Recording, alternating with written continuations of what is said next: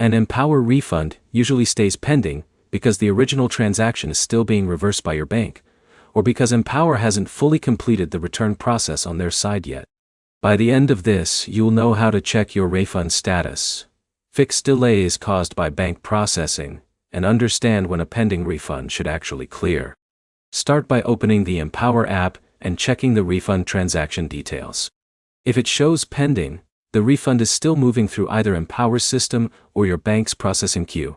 Next, open your bank account and look for any incoming pending credit that matches the refund amount.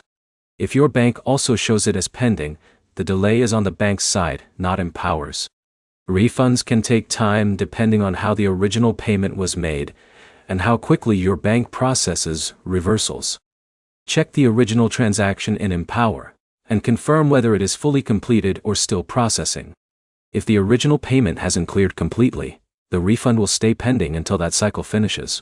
Next, make sure your bank account is active and able to receive incoming transfers.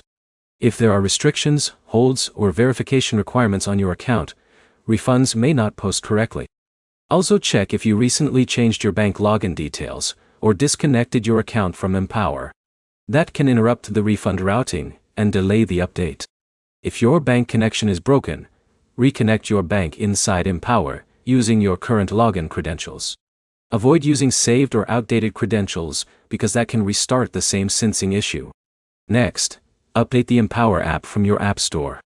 Outdated versions can sometimes fail to refresh transaction statuses correctly. If the refund has been pending for a long time, but your bank shows no incoming credit, sign out of Empower and sign back in. That forces a full refresh of your account data. Avoid repeatedly requesting updates or support tickets during the same pending period.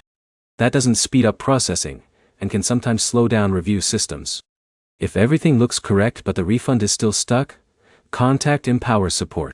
Provide your account email, refund amount, and the original transaction date. Those details help support trace exactly where the refund is delayed.